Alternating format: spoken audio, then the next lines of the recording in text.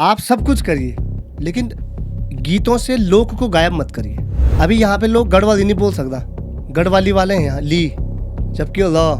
चाहे आप सरकारी लो, चाहे आप देहरादून में आप स्कूल चला रहे हो ना, तो आपको गढ़वाली बोलनी पड़ेगी, बच्चों को सिखाना पड़ेगा। अरे आने वाली जनरेशन का खाली नाम ही रह जाएगा गढ़वाली था ये।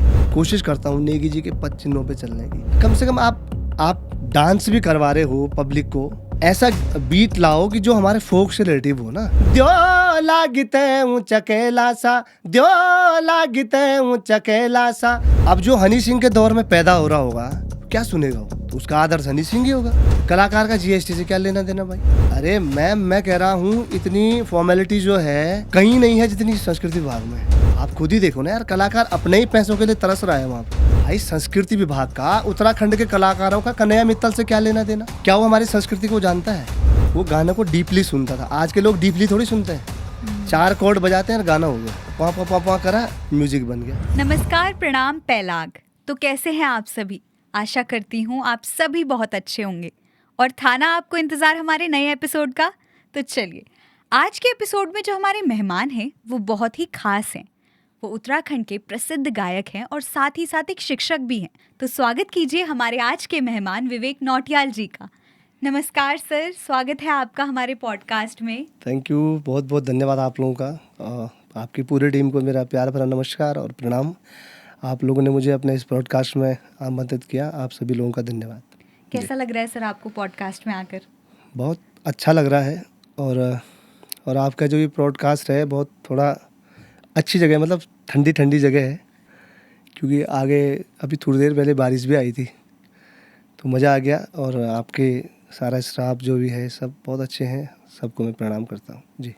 तो सर अब शुरू करते हैं हम अपनी बातचीत का सिलसिला। जी तो पक्का। बातचीत तो सर होती रहेगी, पर मैं चाहती हूँ जैसे कि आप माँ नंदा की भूमि से हैं और माँ नंदा की कृपा है आपके ऊपर, जी तो क्यों ना हम शुरुआत माँ नंदा के भजन से करें, वो भी आपके स्वर में। तो जरूर जरूर।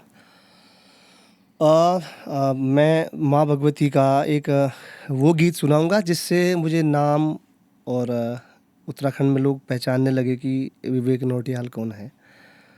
कुछ श्रोताओं ने वो गीत सुना होगा, कुछ ने नहीं सुना होगा, क्योंकि ये भी हो सकता है कई लोगों के पास फ़ोन है नहीं है, क्योंकि कई लोगों को तो फ़ोन चलाना ही नहीं आता, बुजुर्ग लोगों को। हाँ हाँ हाँ तो वो बच्चे सुनाते होंगे कि ये गाना रील्स पे चलता है, तो तब सुन लेते हैं। जी।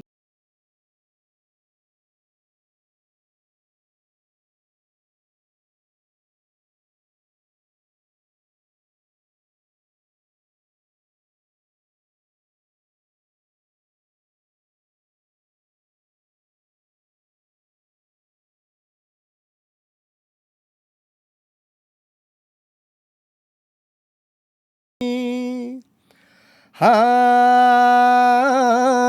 हे कनघोणी कुएड़ी लगी रूणा जूणा पानी धारे माकू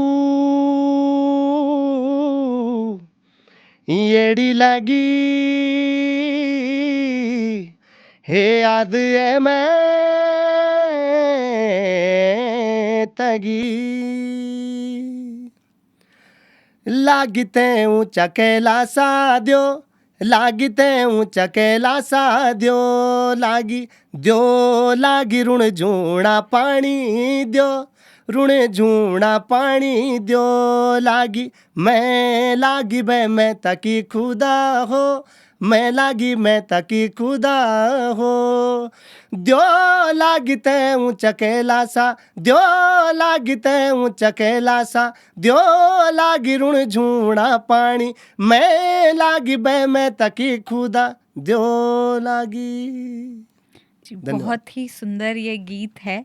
और जिस तरीके से इस गीत को यूज़ कर रहे हैं बच्चे हमारे रील्स जी जी में, जी। वो बहुत ही बेहतरीन। मैंने एक धारी देवी की रील देखी थी इस गाने धारी पे। देवी की सबसे ज्यादा रील है इसमें। इस गाने पे हाँ मतलब जी। अगर कोई जा रहा है वहां पे, अगर उसे स्टोरी भी लगानी है, इंस्टाग्राम पे वीडियो हाँ जी, बनानी हाँ है, तो जी। ये गीत उसका सबसे नंबर 1 पे और रहेगा। इस गीत की ये खासियत है कि आप जितने भी हमारे यहाँ पे देवी के स्थान हैं, जैसे सुरकंडा देवी हो गई, धारी देवी हो गई, नंदा देवी हो गई, और जितने भी हमारे देवी के स्थान हैं, तो वहाँ से कई लोग मुझे रील्स बना के टैग करते हैं। तो इसमें सबसे ज़्यादा रील्स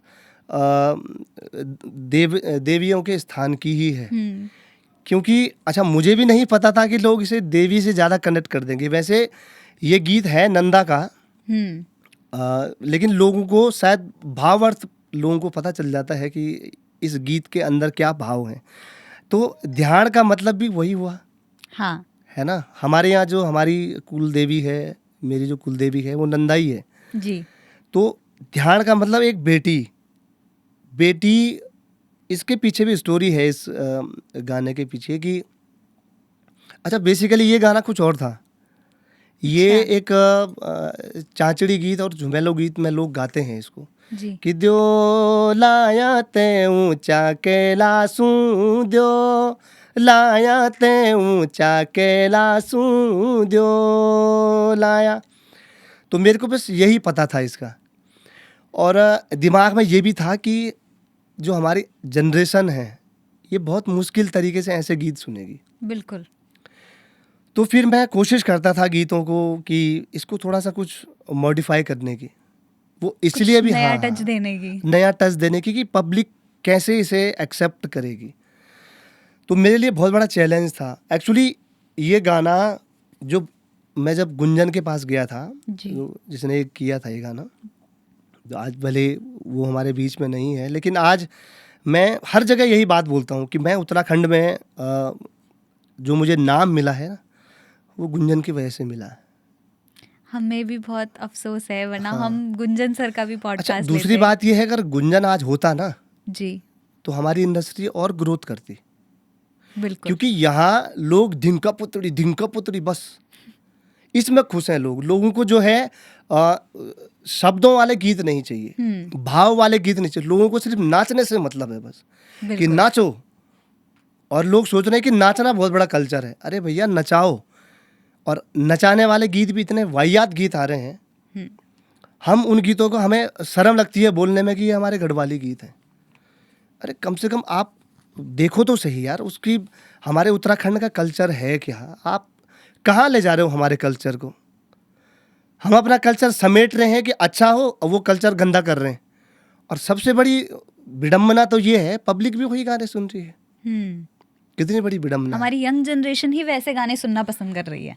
क्यों कर रही है एक्चुअली है क्या ना, मैं आपको बताता हूँ। देखो सच्चाई क्या है, जब हम पैदा हुए ना तो हमने रफ़ी जी, मुकेश जी और किशोर साहब, आशा भोसले, गुलाम अली साहब, मेहंदी हसन साहब और जसराज जी, हमने तो ऐसे ऐसे लोगों को सुना। बिल्कुल। अब जो हनी सिंह के दौर में पैदा हो रहा होगा, क्या सुनेगा वो, तो उसका आदर्श हनी सिंह ही होगा। लेकिन ये गलती किसकी है, ये हम लोगों की गलती है। हमने अपने समाज को देखा ही नहीं, हमने अपने बच्चों को देखा ही नहीं वो क्या सुन रहा। आप वहाँ चले जाइए शादियों में, हनी सिंह कह रहा 4 बोतल बोत का काम मेरा रोज का। ये कोई बात है क्या बोलने की। बच्चे को क्या सिखा रहे हो आप, दारू पीना, और वही वाहियात कपड़े, वो बंडी बुंडी में आ जा रहे हो तुम। बिल्कुल। ये कोई तरीका थोड़ी है। हम अब हमारे उत्तराखंड में भी है कई यहाँ, मतलब ये मेरी नज़र से तो वो कलाकार है ही नहीं। कलाकार का मतलब है जो अपनी संस्कृति को संजोए, बिखरने न दे। भाई अगर आप सोचते हो कि ये ऐसे कपड़े पहनने से हमारी उत्तराखंड की संस्कृति मज़ा आ जाएगा, लोग आपको पीठ पीछे 33 बातें बोलते हैं। बिल्कुल। है ना, लोग आपको जो है पीठ पीछे 36 बातें बोलते हैं। मैं था, मुझे लोग बोलते थे अरे भाई तू कहाँ ऐसे गीत गा रहा है यार, कहाँ ऐसे गीत गा रहा है, नहीं चलेंगे नहीं चलेंगे। मैंने कहा क्यों नहीं चलेंगे। मैंने कहा मुझे मेरे आत्मा को तब तक तृप्ति मिलेगी नहीं जब तक मैं ऐसे गीत नहीं गाऊंगा। बिल्कुल, हमारी असली पहचान ही ऐसे गीत है ना। तो जो भी है, लेकिन हम कहाँ थे कि जब मैंने ये गीत करा दियो लागी ना, तो गुंजन के पास में ये ले गया। तो ये एक भजन था पहले। अच्छा। तो गुंजन ने मुझे बोला कि भैया यार ये बहुत अच्छी कंपोजिशन है, इस पे आप कुछ लिखो। मैंने कहा भाई मैं क्या लिखूँ अब इस पे। तो मेरे को बड़ा चैलेंज मिल गया। ये एक लोकगीत था नॉर्मल। लोकगीत तो वैसी था, हाँ, चाचड़ी टाइप की ना। हाँ, मतलब लोकगीत था, पहले से मौजूद था, इसमें आपने अपने मॉडिफिकेशंस हाँ, वगैरह लोकगीत पहले से था। और इसको मैंने जो दियो लागी अब जो मैंने गाया वो मैंने खुद मॉडिफाई किया है ये। हाँ। लोकगीत तो था, लेकिन लोकगीत चांचड़ी के रूप में था। जी। और मैंने उसका जो है फोक नहीं खोया। अगर मैं इस गीत का फोक खो देता तो पब्लिक इसे एक्सेप्ट थोड़ी करती। हाँ, नहीं। तो मैं गुंजन के पास गया, तो गुंजन ने बोला कि यार भैया बहुत अच्छी कंपोजिशन है, आप इस पे कुछ करो। तो जो मैंने उस पे स्टार्टिंग गाया ना, कन घोड़ी कुएड़ी लगी रूणा जूणा पानी, वो हमारे यहाँ देवी को जागृत करने का एक तरीका है। ते ऊंचा कैलाश उजाली मेरी बाबा वानी। तो मैंने उसको लिया, इस गाने को जोड़ने के लिए मैंने उसको लिया। पहले मैं गीत बना के उसके पास ले गया, गुंजन के पास, तब जाके एक ढांचा बना। और उसने मुझे बोला भाई अल्टीमेट गाना है, आप इस पे लिखो। अब मुझे मिल गया चैलेंज। मैंने कहा भाई तुमने तो जो मैं लेके आया था तुमने तो तख्ता ही पलट दिया पूरा, अब मैं लिखूं क्या इसमें? कि भैया देख लो अब आपको क्या लिखना है। तो मैंने कहा यार भाई मैं कोशिश करता हूँ लिखने की। तो मेरे पास सिर्फ इतना ही था, दियो लागी, बस और कुछ नहीं था। तो मैं घर गया, नहीं चला दिमाग। 1-1.5 हफ्ता हो गया, गुंजन का फिर फ़ोन आ गया कि भैया आपने लिखा। अरे मेरा क्या लिखा भाई, मेरे तो समझ में ही नहीं आ रहा मैं लिखूं क्या इसमें। अब दियो लागी तो है, अब दियो लागी से ही काम नहीं चलेगा ना, उसके शब्द भी तो वैसे ही होने चाहिए। फिर जो कुछ शब्द पुराने लिए मैंने इसमें, और कुछ शब्द थोड़ा सा तो सर एक चीज मॉडिफाई मैं किया है। आपको यहाँ पे रोकना चाहूंगी कि द्यो लागी का मतलब क्या है? दियो लागी का, दियो का मतलब होता है मौसम, ठीक है। हाँ। और उसका सीधे सीधे मतलब है कि मौसम बदल गया। अच्छा। जब गांव में ना वो लगती है, धुंध लगती है, पहाड़ियाँ नहीं दिखती हैं, तो उस पे बेसिकली है ये। जब मौसम बदलता है, धुंध लगती है। आप गांव में कभी गए? हाँ बिल्कुल। गांव गए होंगे तो आपने देखा होगा कोहरा कैसे लगता है। हमारा गांव ऐसा है कि बिल्कुल नीचे है और ऊपर हाइट पूरी वाले गांव पहाड़ियाँ। में, हाँ, हाँ, हाइट वाले गांव की लेकिन जो बात कर नानी रहा का हूँ गांव है तो वो पूरा हाइट वाला है, वहाँ पूरी चारों मैं। तरफ हाँ, कोहरा रहता होगा कोहरा ना। रहता है। इवन हमारे आसपास भी, हमारे सामने के घर वाले में से हमारा घर नहीं दिखता। हाँ, तो उसमें हुआ क्या कि यार मैंने कहा मैं लिखूं क्या इसमें। तो यही बरसात का मौसम था। तो मैंने अपनी, अब घर में रोज़ फ़ोन करता ही हूँ, तो कभी समय लगता है तो 1-2 दिन हो जाती है लेट, तो बट रोज़ फ़ोन वैसे हो ही जाता है, घर वाले फ़ोन कर ही देते हैं। तो मैंने भी माँ से बात करी। हाँ, मैंने कहा माँ प्रणाम। तो माँ ने कहा हाँ नमस्ते बेटा, और ठीक ठाक? मैंने कहा सब बढ़िया। और मैं बोल क्या हूँ घोर माँ? बोले क्या हूँ बेटा, मौसम बदल यूँ छे, दियो लगी हूँ, और मौसम बदल यूँ छे, चारों तरफ कुएड़ू लगी हूँ। अब जब मम्मी ने ऐसा बोला कुएड़ू, तो वहाँ से मेरा दिमाग घूम गया। वो शब्द आपने पकड़ लिए। तो फिर मैंने पहली लाइन लिखी कि कन घोड़ी कुएड़ी लगी रूणा झूणा पानी, धार माँ कुएड़ी लगी याद है मैं तकी। जब आप बारिश के मौसम में बैठते हो ना, तो शादीशुदा जो महिलाएं होती हैं, तो उस समय होता क्या है, वो खुदेड़ होता है जो, क्योंकि बारिश के समय में होता क्या है, काम धाम निपट गया, आदमी करेगा क्या, खुद लगती है बहुत ज़्यादा। तो मेरी माँ, जब मैं अपनी माँ को भी देखता था, जब मैं 11th-12th में था, तो मैं अपनी माँ को देखता था। मेरी माँ बाहर पे दरवाजे पे खड़ी रहती थी और कोहरे को ताकती रहती थी, और कोहरा ताकती थी तो गाने भी गाती थी, कभी पुराने गाने, कभी नंदा के गाने गाती थी, कभी कुछ गाती थी। तो उस समय जो है आदमी को एक अलग फील होता है कोहरे के समय। और हमारे यहाँ तो बेटियों का ध्यान का एक अलग ही, उनको एक अलग ही रिस्पेक्ट नज़र से देखते हैं, क्योंकि बेटी का मतलब ध्यान, और ध्यान हमारी नंदा भी है जी। तो तब वहाँ से मेरा दिमाग चला, तब मैंने ये लाइनें लिखी उसमें। फिर लागी ते ऊंचा कैलासा दियो, तब ये लिखा। फिर इस तरीके से कोशिश करी, पूरा गाना बनाया। फिर पब्लिक ने बहुत प्यार दिया, और बिल्कुल सबसे सराहा गया गीत मैं बोलूँगी बहुत ज़्यादा। इसको। और मैं यही कह रहा हूँ कि मैं हर मंच से, हर जगह से मैं गुंजन को ज़रूर याद करता हूँ इस गाने से, क्योंकि कोई गीत होते हैं जिसकी वजह से आपको नेम फ्रेम मिलता है। तो मुझे गुंजन को मैं हमेशा शुक्रिया अदा ही करता हूँ कि उसने इतना अच्छा गीत, अच्छा म्यूज़िक इतना अच्छा बनाया कि पब्लिक ने उसे एक्सेप्ट करा, और पब्लिक ने मुझे एक नाम फ्रेम मिला। और पता नहीं मुझे कभी कभी क्यों लगता है कि शायद वो, एक अलग ही था वो। बिल्कुल। जैसे सदियों में कुछ लोग होते हैं ना, ऐसे ही है। तो वो यहाँ कई लोगों को चमकाने ही आया था शायद, क्योंकि मुझे लगता है कि कई बार आप गुंजन के कोई से भी गीत उठा के देख लो, किसी व्यक्ति का अगर कोई गीत वायरल हुआ है तो वो गीत गुंजन ने करा होगा। आप गुंजन की शैली देखना क्या अलग थी। वो गाने को डीपली सुनता था। आज के लोग डीपली थोड़ी सुनते हैं, 4 कॉर्ड बजाते हैं और गाना हो गया, पा पा पा पा करा, म्यूजिक बन गया। लोग इसको म्यूजिक समझ रहे हैं आजकल। लोग सोच रहे हैं कि हम आज गाएं, रातों रात स्टार बन जाएं और उसके बाद बस देखो। तो मैं इन लोगों को कहता हूँ बस गया गदरा। बस गया गदर हो ना, जो बस गया आलमान रुपये के बाद सूखो। तो कुछ कलाकार यहाँ ऐसे वो समझ रहे हैं कि हमारे 1-2 गाने क्या चल गए, बहुत बड़े स्टार समझ रहे हैं अपने आप को, लेकिन उनको नहीं पता कि यहाँ उत्तराखंड में बहुत बड़ी एक सोच के लोग भी बैठे हैं जो सुनना पसंद करते हैं। और जो लोग उनके गीतों, अच्छा उनके गीत क्यों वायरल होते हैं पता है? मजाक मजाक में। हाँ। उनको कोई वैसे थोड़ी सुनता है, क्योंकि वो लोग, भाई मैं अगर औरों की बात मैं ना करूं, मैं अपनी बात करूं, मेरे घर वालों को भी पता है मैं रात 1-1, 2-2 बजे तक पढ़ाई करता हूं। जिस थीम पे गाना लिखना होता है उस थीम को पढ़ता हूं। ऐसा नहीं है कि कुछ भी अनर्गल शब्द गा दिए और आप मार्केट में चले जाओ, ऐसा नहीं होता है। आपको अगर मार्केट में अच्छा कंटेंट देना है तो उसके लिए पढ़ना पड़ेगा।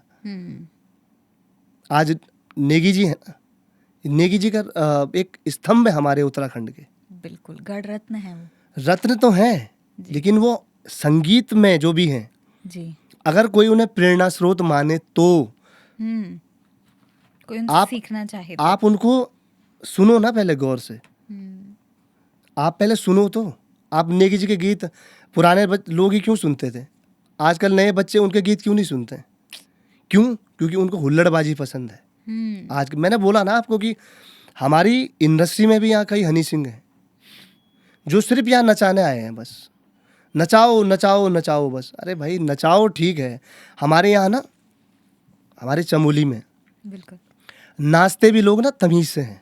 हाँ, एक शैली आप होती है नाचने चमोली की। जाओ, आप पौड़ी जाओ, रुद्रप्रयाग जाओ, टिहरी जाओ, चंबा जाओ, आप ये हमारे जौनसार की तरफ जाओ, आप कहीं की भी संस्कृति ले लो, आप कुमाऊं में जाओ, वहाँ नाचने का तरीका अलग है। ये होए डिक चिक ये नाचना थोड़ी हुआ। ये तो सिर्फ एक, मेरे लिए शब्द भी नहीं है इन पे। मैं इनको गीत न मानता हूँ, न मैं ऐसे गीत सुनता हूँ। मेरे घर पे मेरे ऐसे गीत बजते भी नहीं हैं, और ना कि मेरे घर पे मेरे गीत सुनते हैं लोग। क्योंकि मेरे को अपना गीत सुनना पसंद नहीं है, पता नहीं क्यों। मैंने जो गा दिया तो गा दिया, ये ऐसा पता नहीं क्यों है, मुझे नहीं पता, लेकिन मैं अपने गीत नहीं सुनता हूँ। मुझे पता नहीं क्यों नहीं सुनता। जबकि आपको तो सुनने चाहिए अपने गीत, एक कलाकार मैं के हिसाब से एक बार जो गा देता हूँ मैं दोबारा सुनता ही नहीं। मैंने गा दिया, क्योंकि मुझे नया करना है।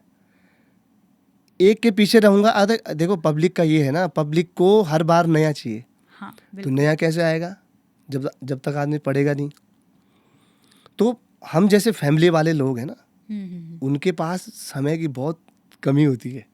मैं आपको रियली कह रहा हूँ, फैमिली वाला जो होता है ना, उसको बहुत स्ट्रगल से चलना पड़ता है, क्योंकि उसको घर परिवार भी देखना है, समय से घर भी जाना है ना। और घर पे फिर अगर आपका, जैसे मेरा छोटा बेटा है, वो भी देखना है। वाइफ तभी काम कर पाएगी ना। हाँ, तो वाइफ जब काम नहीं कर पाएगी तो खाना कैसे मिलेगा, है ना। तो हमें वो भी देखना है। जब मेरा बेटा सो जाता है, फिर वाइफ को मैं बोलता हूँ अब तुम भी सो जाओ, मैं चला बगल के कमरे में, मुझे भैया काम करना है। तो मैं 2:30 बजे तक बैठता हूँ। फिर सुबह 5, 5:30 बजे मैं उठ जाता हूँ, क्योंकि मुझे स्कूल जाना है। 7:30 बजे तक स्कूल पहुँचना होता है। तो हमारी ज़िंदगी में मेहनत है। लोग मुझे सुन रहे हैं तो इसका मतलब ये थोड़ी है कि यार विवेक के गाने बहुत अच्छे हैं, लोग सुन रहे हैं, पसंद कर रहे हैं। उसके पीछे की मेहनत देखो। हाँ, जगना पड़ता है। ऐसे थोड़ी कि कुछ भी लिख दिया जी और वायरल हो गया, बस लोग सोच रहे कि यही है, बस कुएं का मेंढक होता ना जो, वो कुएं को सोचता है कि बस आहा ऊपर दुनिया बस बढ़िया यही है। उसको नहीं पता धरातल पे आएगा तो कितना स्ट्रगल है। गाड़ी चल रही है, ट्रेन चल रही है, बस चल रही है, पिचक जाएगा तो वही किस्सा समाप्त है। तो यही स्ट्रगल है। तो सर जैसे कि अभी आपने देवलाली के बारे में हमें सब बताया, उससे ज़्यादा ही बता दिया होगा। हाँ बिल्कुल। उसके बारे में आपने हमें अच्छा बताया कि किस तरीके से आपने उसका, आपको आइडिया उसका किस तरीके से आया। तो अब मैं आपसे एक ऐसा सवाल पूछना चाहूँगी कि पुराने विवेक नौटियाल में और अब के विवेक नौटियाल में क्या अंतर है? अंतर है, दाढ़ी मूछ आ गई, पहले दाढ़ी मूछ नहीं थी। जी, इसके अलावा आपके स्वभाव में या आपके करियर में मैं देखिए जानना स्वभाव का क्या है, जब हम बाल्यपन में होते हैं ना, जी, उस समय हमारे पास बाल्यपन की उम्र होती है और बाल्यपन की उम्र में आदमी थोड़ा सा शरारती भी होता है। लेकिन मैं शरारती था, लेकिन ऐसा शरारती नहीं था बचपन में। हमने भी किए हैं, हमने भी गांव में ककड़ी चोर रखी है। ये तो मेरे ख्याल से हाँ। सबने ही किया होगा। सबने किया होगा। आज का बच्चा नहीं कर सकता, आज का हाँ। बच्चा सिर्फ मोबाइल में लगा हुआ है। हम्म, देखो हमारा दौर क्या था, स्कूल से आए, हम्म, खाना खाया, और खाना भी हम खाते नहीं थे, घूलते थे। जी, और सबसे बड़ी टेंशन तब होती थी घर पे खाना बचा भी होगा, क्योंकि हम भाई बहन थे ना। मेरे लिए तो बच ही जाता था, मैं घर में सबसे छोटा था ना। हाँ तो वो तो तो बहनें, लाड प्यार थोड़ा। हाँ बहनें फिर भी वो बचा लेती थी।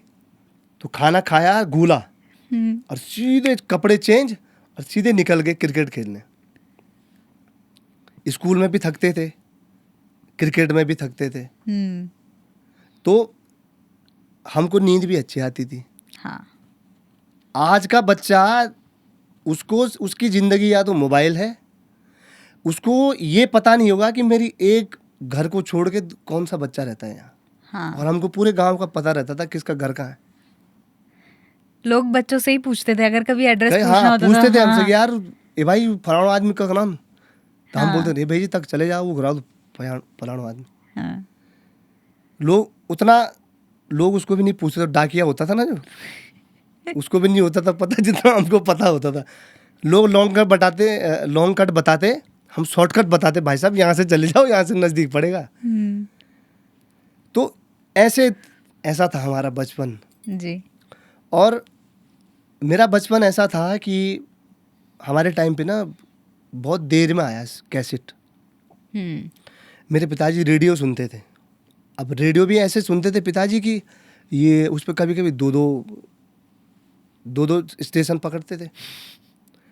एक जगह चूं शा फी फा फू फू खा खा, एक जगह ये पकड़ता था, एक जगह आकाशवाणी नजीमाबाद से गाने चल रहे नेगी जी के, हाँ, है ना। तो अलग अलग चीज़ें होती थी। तो ऐसे दौर हमने देखे।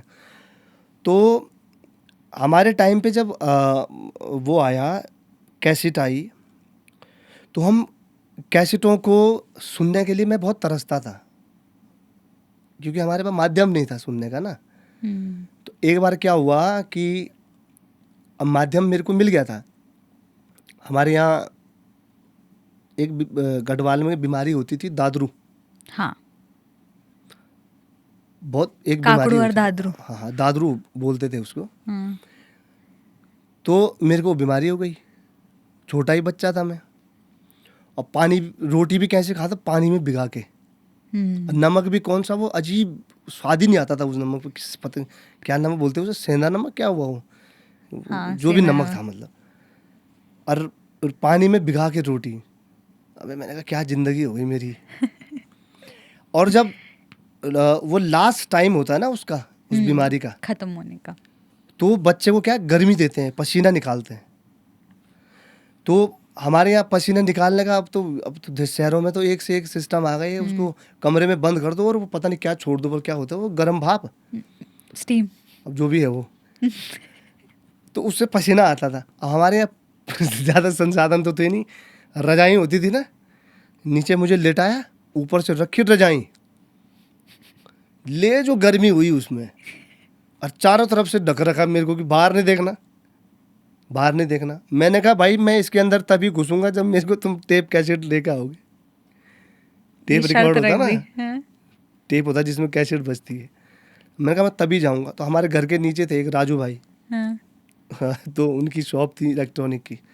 तो उनके यहाँ से पिताजी टेप खरीद के लाए फिलिप्स का। उस स्पेशल आपके लिए। हाँ, उस ज़माने में बहुत महंगा था। वो खरीद के लाए, तब जाके मैं रजाई के अंदर घुसा। और रजाई के अंदर मैं तो घुस गया, पसीना तो आ रहा, पर दिमाग में एक ही चीज़ है, गाना कब सुनूंगा। तो ऐसे ऐसे हमने जो है फिर कैसेट्स खरीदे। हमारे घर के नीचे थे, हम कैसेट छानते थे। और मुझे पहले से जो है मतलब जो जिन गीतों में शब्द होते थे ना, वो पहले से मुझे वही शब्द पसंद थे। तो कैसेट कई बार नहीं आती थी गांव में, कई बार कैसेट एक ही आती थी। कई लोग ज़बरदस्ती लगाते थे ना एक कैसेट, कि लोग आए, नई कैसेट कौन सी आ रखी है। तो लोग आते थे सुनने, वो बोलते थे भाई साहब कैसेट हमें भी दे दो। वो बोलते थे अरे अभी तो है ही नहीं, अब जाऊंगा परसों लेके आऊँगा, लाने थे, ले पैसे थे। तो वो ऐसे करके क्या करते थे वो, कि पैसे इकट्ठा करते थे और तब कैसेट लाते थे। तो जिसने पैसे दिए होते थे ना, तो उसको वो कैसेट मिलती थी। तो ऐसा ऐसा दौर हमने देखा। नेगी जी की जब 2000 में रात जात 2000 में रात जात हुई थी जब, हाँ। तो उनकी रात जात की कैसेट आई थी नेगी जी की। बहुत ही तो सुंदर। उसको उसमें खरीदने गीत। के लिए हम रात गए कर्णप्रयाग, 24 किलोमीटर, क्योंकि एक लॉट आता था और उसमें वो हाथों हाथ बिक जाता। लोग खड़े रहते थे, जैसे वोटिंग देने नहीं होते खड़े लोग, ऐसे खड़े रहते थे लोग। पैसे पहले से दे दिए, भाई आएगा तो एक मुझे दे ही देना किसी भी हाल में।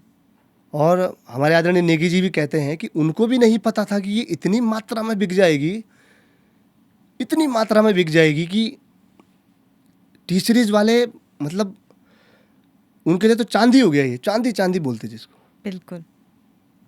और नेगी जी कहते हैं कि मुझे शायद इसमें इस पूरी कैसेट को गाने के लिए उन्हें सिर्फ 25,000 रुपये मिले थे। सन 2000 की बात कर रहा हूँ, 25,000 रुपये। उसमें से कुछ उन्होंने, जिन्होंने गीत संकलन करे उनको दिए। लगभग शायद कह रहे थे नेगी जी 10,000 या 12,000 उनके दिए, उनके लिए दिए जिन्होंने संकलन करे थे। तो क्या बचा नेगी जी को? कुछ भी नहीं। टी सीरीज ने तो करोड़ों कमाए। बिल्कुल। और अभी तक भी कमा ही रहे हैं, हाँ, ये समझ लो। सीडी अलग बिकी, कैसेट्स अलग बिकी, उसके बाद यूट्यूब पे अलग आया। हाँ। तो उनको तो चारों तरफ से बेनिफिट हुआ ना।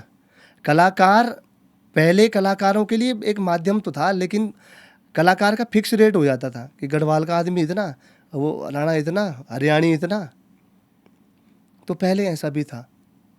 तो जब हमारे पास कैसेट नहीं होती तो रात जाती कैसेट लगी रहती, मैं रोडों पे जाता था सुनने, ये गाना कैसे याद होगा, गाना कैसे सुनूंगा। तो हमने अपनी ज़िंदगी में बहुत चीज़ें देखी हैं, बहुत चीज़ें हैं। बहुत मुश्किल दौर था हमारा, समझो, दौर बहुत मुश्किल था, क्योंकि संसाधन नहीं थे ना। आज के बच्चे को तो फ़ोन संसाधन है, वो कुछ भी बोल रहा है यूट्यूब पे आ जा रहा है। हमारे टाइम पे थोड़ी था कुछ, मांग मांग के लाते थे हम कि यार 2 दिन के लिए कैसेट दे दे, सुननी है। तो नहीं था, संसाधन नहीं थे हमारे टाइम पे। और आज हमारे पास संसाधन हैं, लेकिन हम उनका यूज़ ही नहीं कर पाते ढंग से। यूज करना नहीं आ रहा। हाँ, यूज़ करना क्यों नहीं आता, इतना भी पौराणिक नहीं हूँ मैं। नहीं, आपकी बात नहीं कर रही। मतलब जिस तरीके से लोगों को यूज करनी चाहिए, हाँ, चीजें अच्छी चीज है ना, यूज़ करनी चाहिए। हाँ, उस तरीके मैं ये कहता हूँ, आप जैसे ये फ़ोन है ना, इसको आप जिस तरीके से यूज़ करोगे ये आपको डबल फायदा देगा। हमारे इसमें आपको या तो डिक्शनरी मिलेगी या तो मेरी रिकॉर्डिंगें मिलेंगी, बाकी और कुछ नहीं है इसमें। और दूसरी बात, कभी बार चलते चलते, क्योंकि मैं क्लासिकल वाला हूँ, मैंने इंडियन क्लासिकल से एमए भी करा है और निपुण भी करा है शास्त्रीय गायन से, तो मैं शास्त्रीय ज़्यादा सुनता हूँ। और मैंने बोला ना, मैं अपना गाना एक बार गा देता हूँ, मार्केट में आ गया तो मैं दोबारा नहीं सुनता। दोबारा मैं इसलिए नहीं सुनता, मैंने पब्लिक को थमा दिया। अब गाली देनी है तो गाली दो, सुनना है तो सुनो, सराहना है तो सराहना करो। और पब्लिक जो है कमेंट्स के माध्यम से बोली देती है, जिसको बेकार लगता है। कि आजकल तो लोग गाने भी सुनते हैं, कमेंट्स भी देते हैं। तो पहले ज़माना होता था चिट्ठियों का, जो सिंगर होता था उसके घर चिट्ठी भेजते थे लोग कि आपका गाना हमें बहुत अच्छा लगा, इतनी लंबी चिट्ठी लिखते थे। अब तो यूट्यूब में कमेंट्स के माध्यम से आप अपने विचार, तो अभी भी आते हैं आपको? अब तो फ़ोन आते होंगे। फ़ोन की बात आई, एक परसों क्या हुआ, प्रशंसक भी देखो कैसे कैसे हैं। बिल्कुल। रात 12 बजे कर रहे फ़ोन, बताओ। 12 बजे कोई फ़ोन हो, 12 बजे भूत में फ़ोन आना, भूत 50, 12 बजे। अब कई बार क्या होता है, आदमी थका रहता है, हम जॉब पे भी रहते हैं, दिन भर स्टूडियो में रहते हैं, कई बार शो, हाँ उस दिन मैं शो से आया था, तो सुबह स्कूल थी, फिर शो पे गया, थका हारा आया, 10 साढ़े 10 बजे लगभग, खाना वहीं से खाया था, मैं आया हाथ पैर धोए, फिर मैं लेट गया, थकान लगी थी, सो गया। लगभग 12:10 हो रही थी या 12:15, टाइम का तो इतना ही है, लगभग 12 के बाद ही था मतलब। अरे नोटियाल जी नमस्ते, आग में आंखों में ऐसे दिख रहा है, भाई 12 बजे भैया कौन कर रहा है नमस्ते। मैं कहा हाँ जी कौन बोल रहे हैं। अरे आपके प्रशंसक हैं साहब। मैंने कहा जी नमस्कार धन्यवाद। बोला आपके गाने सुनने थे। मैंने कहा भाई साहब गाने तक तो ठीक है, पर तुम फ़ोन क्या को खड़काई में थे 12 बजे। कुछ तो देखो भेजी टाइम टू। मैंने कहा तुम तो अपनू पता नहीं कब बोला इंजॉय करना, और तुम हमसे क्या करना जब परेशान। पर मैंने कहा भाई परेशान तो बात की बात है। मैंने कहा तुम्हें नंबर दिया किसने पहले ये बताओ। बोला आपके प्रशंसक हैं, नंबर तो कहीं से मिल जाते हैं।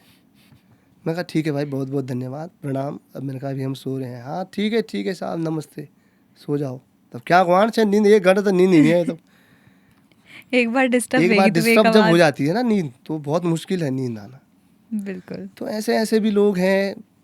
लाइफ में हर चीज़ आपको देखनी पड़ती है, बिल्कुल। और ये नहीं है कि वो उस समय किस मूड में था क्या था, लेकिन बड़ी बात ये है कि वो हमारे गाने सुनते हैं, हमारी सराहना करते हैं, हमारी प्रशंसा करते हैं, चाहे जो भी है। लेकिन मैं इस ब्रॉडकास्ट के माध्यम से बोलना चाहूँगा, चाहे मैं ही कलाकार हूँ चाहे कोई भी कलाकार है, टाइम पे फ़ोन करें भेजी, चाहे 10:30 बजे 11 बजे करें, पर 12 बजे के बाद ना करें। 12 बजे के बाद भूत पिशाचों का टाइम हो जाता है, इसलिए 12 बजे के बाद फ़ोन ना करें। सही बात है। कई बार कलाकार ऐसे होता है ना कि थक गए पूरे दिन भर, और फिर उसके बाद अगर एक बार नींद डिस्टर्ब हो जाए तो फिर तो। हाँ लेकिन ये है देखो मैम, फ़ोन उठाना ज़रूरी है। बिल्कुल। किसी को कभी भी ज़रूरत पड़ सकती है। देखो प्रशंसक हम कहते हैं, प्रशंसक हैं तो हम हैं। पर गुस्सा भी आता होगा ना उसके बाद, जब देखा होगा कि नहीं इम्पोर्टेंट गुस्सा नहीं है। उस समय तो आता है, लेकिन ये होता है कि चलो यार अपना प्रशंसक है, क्या बोलें, हाँ बिल्कुल, क्या सराह बोल भी सकते वो हैं, आपको ही रहे हैं। है ना, हम क्या बोल सकते हैं उन्हें। आप ये भी देखिए ना, वो हमारे गीत सुन रहा है और खुशी में फ़ोन कर रहा है, ऐसा थोड़ी दुखड़ा सुना रहा हो, खुशी में फ़ोन कर रहा ना वो। लेकिन Okay. खुशी में 10 साढ़े 10 11 बजे तक फ़ोन करो, और जितना भी फ्रस्ट्रेशन है वो उतारो, हम पे उतारो, कोई दिक्कत नहीं। भेजिए आपका गाना अच्छा लगा नहीं लगा जो भी है, हाँ पर टाइम पे फ़ोन करो। मेरा बोलने का मतलब ये है। और जिसके पास भी नंबर्स होते हैं आर्टिस्ट के, वो कृपया शेयर ना करें ऐसे शेयर ही। ना करें, ऐसे ना करें कि किसी को भी पैण उजन बना लो, पैण नहीं ना गाँव में कि ले भाई यूट्यूब को नंबर कर ली फ़ोन। इस चक्कर में 2 नंबर रखे हैं। फिर एक ऑफिशियल है, एक मित्र मंडली का है। तो मित्र मंडली वाला ही जाता होगा मुझे जहाँ तक हाँ लगता है। एक्चुअली वो जो मित्र मंडली का नंबर है मेरे पास, उस नंबर को आज 14 साल हो गए। अच्छा, तो जब मैं कॉलेज में था तब से मेरे पास वही नंबर है एयरटेल का। इसलिए जिसके पास भी होगा वो होगा उसके पास, वो कॉलेज के टाइम का भी है ना, हाँ तो कई लोगों के पास होगा। कई लोगों के फ़ोन चेंज हुए तो हो जाते कई बार चेंज जी। बिल्कुल।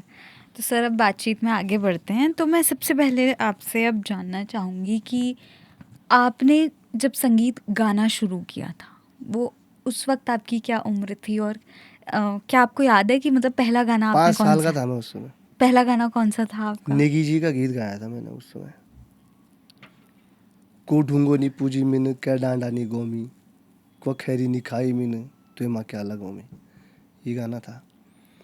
और मुझे जो स्कूलों से जो टीचर मुझे पसंद करते थे ना, तो 2000 की रात जात थी, हम्म उससे पहले आ गई थी शायद नेगी जी के एल्बम। हम्म तो तब मैं वो गीत गाता था, जय बोला जय भगवती नंदा, नंदा ऊंचा कैला सकी जय, ये गाना गाता था। एक हमारे क्षेत्र के थे दिगंबर बिष्ट जी, हम्म उन्होंने भी निकाली थी नंदा देवी रात जात पे। तो हरि होम मंगलम मंगलम सुफला फे जय, नोटी की जात रामा तुम सभी अजय हैं, ऐसे गीत थे उसमें। तो वो गीत मैंने बोला ना आपको, मैं डीपली वाले गीत ज़्यादा सुनता हूँ। बिल्कुल। नेगी जी, आज मैं जो गीत लिखता हूँ मेरे प्रेरणा स्रोत नेगी जी ही हैं। मेरे घर पे आपको नेगी जी के सारे गीतों की बुक्स मिलेंगी। और नेगी जी हमें बोलते हैं कि डिक्शनरी पढ़ो। डिक्शनरी क्या है, हमारे जो शब्दों, कल्चर की डिक्शनरी है ना, शब्दकोश, गढ़वाली डिक्शनरी, वो पढ़ो। वहाँ से न जाने तुम्हें कौन सा एक अलग शब्द मिल जाएगा जिससे तुम्हारा एक क्या पता गीत ही निकल के आ जाए। कई शब्द हमारे उसमें ऐसे होते हैं कि जिनको हाँ, जिनसे गीत बन जाते हैं, कई गीत कई बन गीत जाते हैं। लिखे जाते हैं, जैसे आपने दियो लागी का बताया। हाँ, अभी मैंने एक गीत लिखा ना, कुजाणी। बिल्कुल। कुजाणी का मतलब होता है हिंदी में पता नहीं। हाँ, पता नहीं। तो मैं ऐसी का पे कुछ और शब्द ढूंढ रहा था, तो उसमें एक वर्ड आ गया पता नहीं, कुजाणी। तो मैंने उसे पूरा गीत लिख दिया। तो ऐसे गीत आ जाते हैं संज्ञान में। तो ये तभी होगा ना जब आप अपने आदर्श को ढंग से सुनोगे। जी बिल्कुल। हमारे आदर्श नेगी जी हैं। तो जब हमारे आदर्श अच्छे हैं तो हमारी लेखनी भी थोड़ा बहुत अच्छी है। अब मैंने बोला ना आपको, जिसका आदर्श हनी सिंह होगा, बिल्कुल तो सही आप ये बात है। सोचो वो क्या करेगा, क्या लिखेगा। वो भी ऐसे ही शब्द लिखेगा। अब हमारे आदर्श नेगी जी हैं, तो नेगी जी जैसा बनना तो मुझे नहीं लगता कि इस सदी में होगा। नेगी जी जैसे लोग सदियों में पैदा होते हैं, उनके जैसे लोग सदियों में पैदा होते हैं।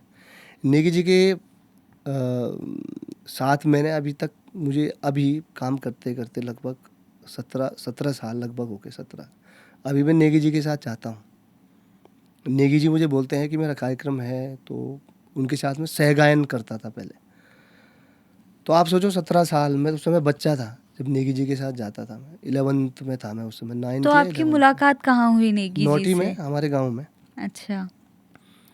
नेगी जी से मुलाकात का बहुत अच्छा किस्सा है। बिल्कुल, हमारे दर्शक जानना चाहेंगे और हम भी। नेगी जी की एक एल्बम आई थी, शरण है श्याली, हाँ, सलाने जिसमें वो से गीता हाँ। बाटूचा समार गंगाड़िया बिना सर। तो इसकी शूटिंग हमारे गांव में हुई है। अच्छा। और इसमें एक गीत और है, शाकनी ड्यूटी तुम्हारी शुकानु कारबार। तो ये गीत वहाँ है।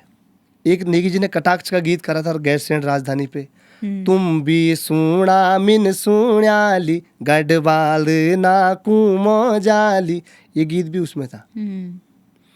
तो ये गीत की शूटिंग हमारे गांव में हुई थी और मुझे नहीं पता था। उससे पहले अनिल बिष्ट जी हमारे गांव में आए थे, लोकेशन उन्होंने देख ली थी शायद, वो हमारे गांव आए थे।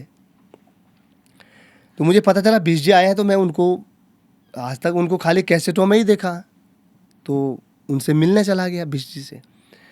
तो मैंने बिष्ट जी की बहुत सेवा पानी करी, सर पानी, सर चाय, सर आपको क्या लाऊं।